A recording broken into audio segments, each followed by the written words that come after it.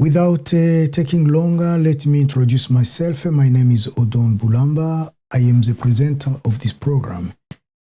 And I'll be with you within the next few minutes just to tell you briefly about what has been happening in the Congo. Without a delay, dear brother or sister, cousin, friend, and everyone else, let me just go to let you know that I'm going to cover 2 points today, and briefly I'm going to cover 2 points, and those 2 points will be the one that I'm going to share with you, and that will be the end of today. Then tomorrow we can add something else. So without wasting time, let us go now to our news of the day.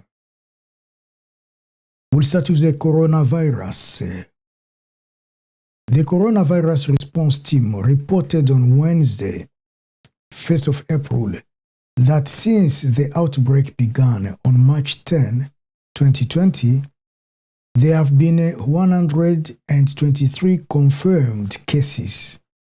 In total, there were 11 deaths. As of Wednesday, the country has 14 new confirmed cases, including a new case for Nord Kivu. When we talk about Nord Kivu, we will remind you that this is the second case in Nord Kivu.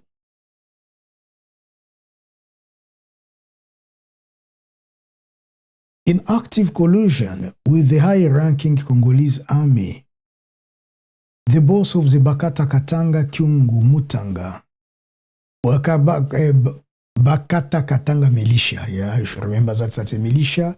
Kyungu Mutanga, also known as a Gédéon, accused of attacking a number of towns of North Katanga on Saturday, 28th of March, allegedly fleeing his house arrest a day before the offensives.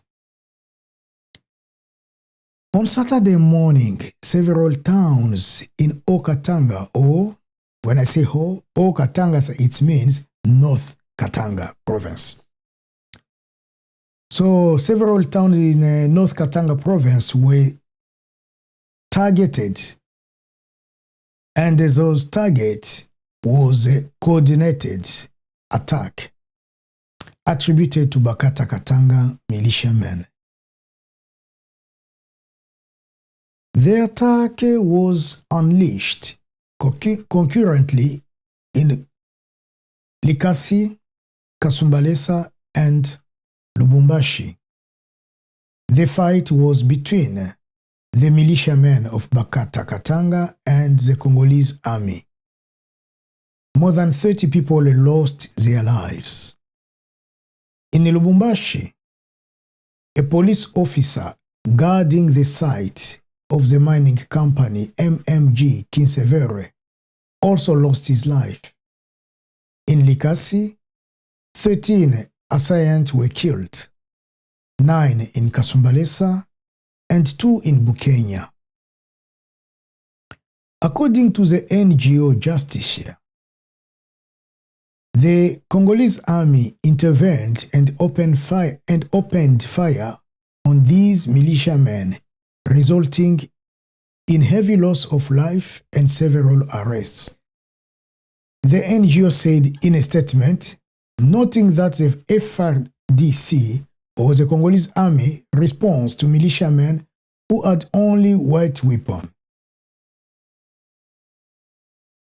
Let's talk a little bit about the house of Gédéon or Gédéon Kyungu. The lecturer's house arrests. Authorities say Gédéon Kyungu fled the day before the scuffles. His escape assistance was organized by the Congolese army officers close to Joseph Kabila. We'll remind you that in 2009, Kyungu was sentenced to death for war crimes, crimes against humanity, organization of an insurgency, and terrorism.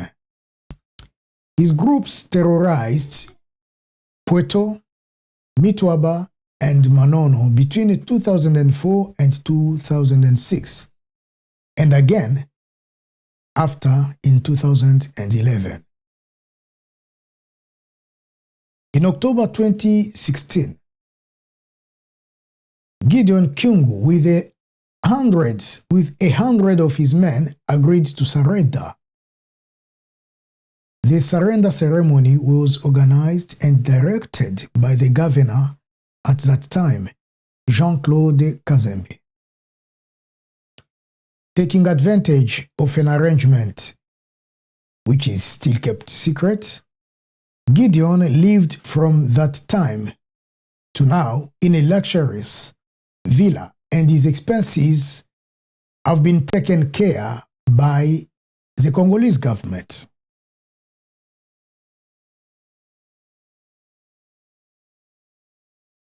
Should we talk about stubborn suspicions of complicity?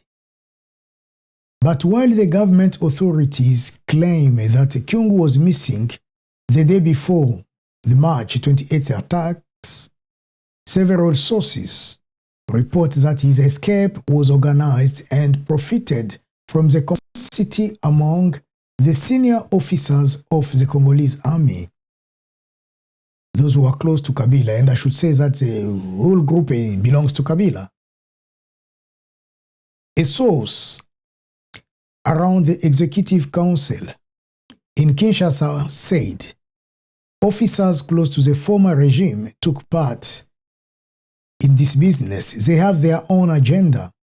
They see that the situation is calming down in Nord Kivu, a bit in Nord Kivu, and they want to cause a hotbed of tension in Katanga.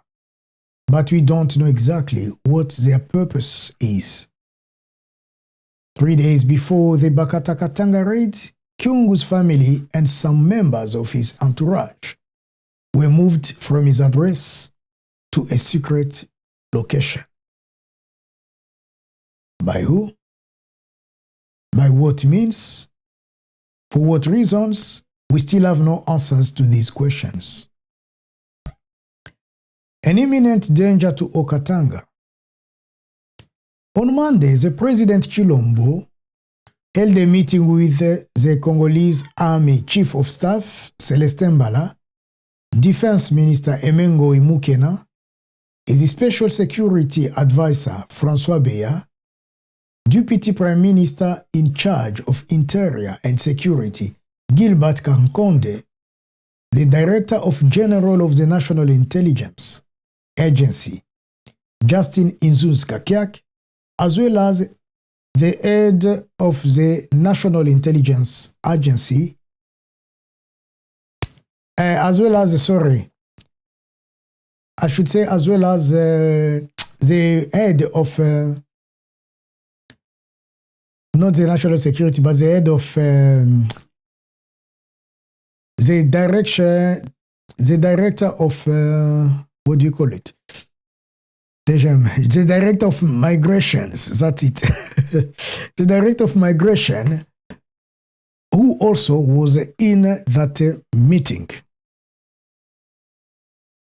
So, the President Chilombo ordered that every effort be made to bring Kyungu to an arrest.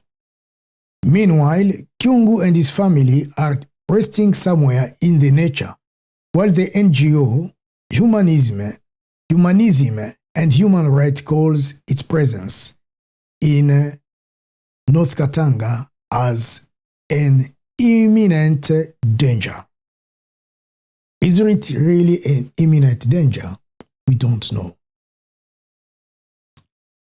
So to go through all of this, briefly I would like to say that we have got now coronavirus, but the Congolese people are required, are called to wake up and think about other things. Life is not stopping. Life moves on. Regardless of the coronavirus, to be there, Congolese should know that we have a fight. And actually, I've got now 14 cases confirmed. As I said, and 103 cases, new 14 cases, and we reach now 123 cases in 24 hours. Meaning that we have really to take care of ourselves, but we don't have to forget or to be distracted and push aside any other part of life or any other day-to-day requirement of your life, the life of yours, your children, your wife, your husband, or those who surround you.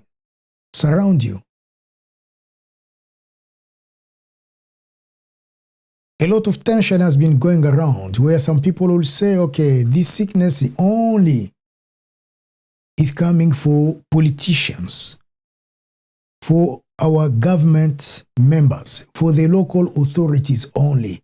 And people who are not politicians won't be affected or infected by this sickness, this virus. That is not true. We have to be careful. Many people have been coming up with messages of prophecies, telling people that you shouldn't worry. Others will tell you, you have just to pray, that's all. Do nothing more. Please. This is about people's life. We should take all the precautions, necessary precautions, and respect the rules which are suggested to us by the WHO, World Health Organization, and our governments.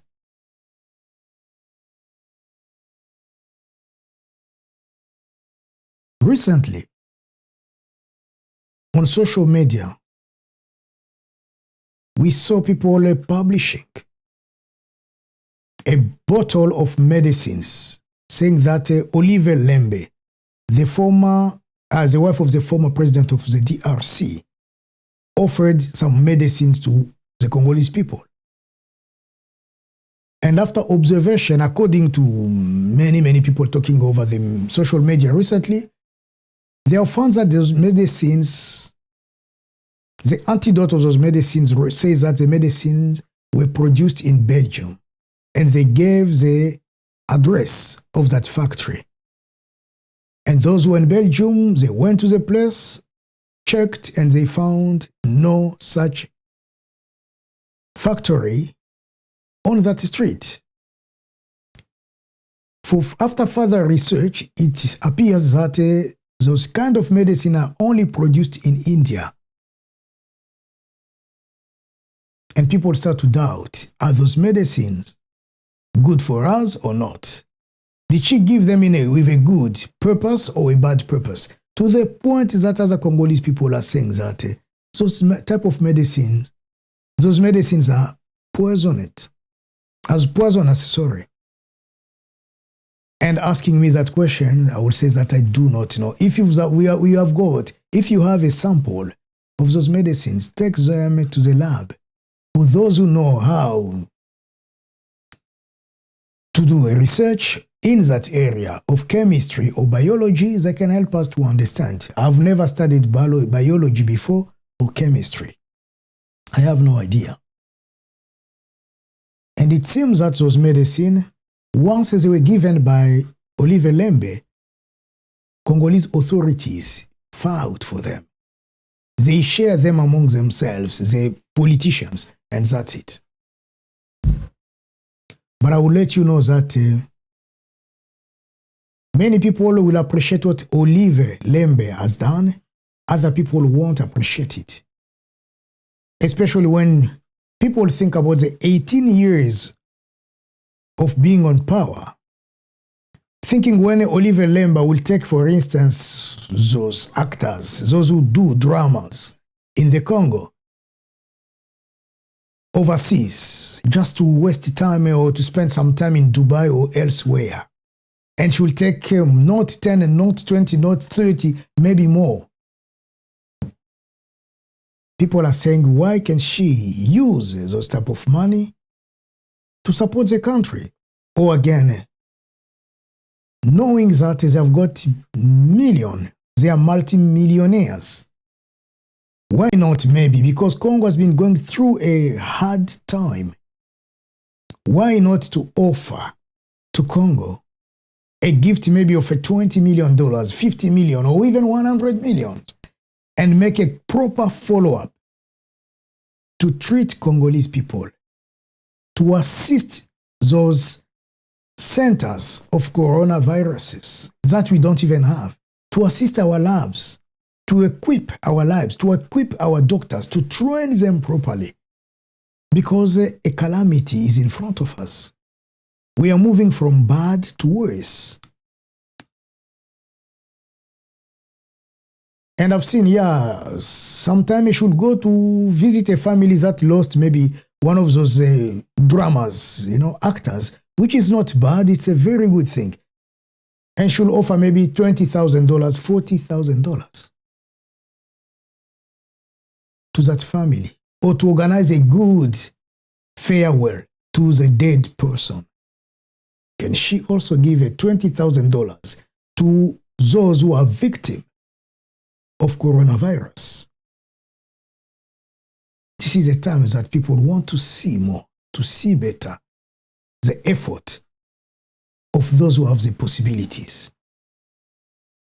The former President Kabila is also rich, and he can still do something to support the people of the Congo. Because it can also be another way of giving back what they have taken. Are they going to do so? We don't know. Let's cross that line and talk about something else. About Kyungu, Gédéon Kyungu. Kyungu has vanished. They are after him.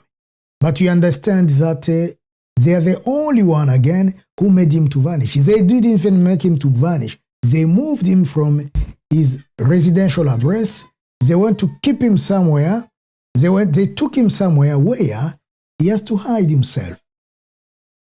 And by doing so, then they create this picture to show the nation that, war is coming. It's a serious situation. Blood is shed everywhere. And people of the Congo have to live in that mood of fear. Why to continue to do such type of dramas? Furthermore, Kyungu Mutanga killed a lot.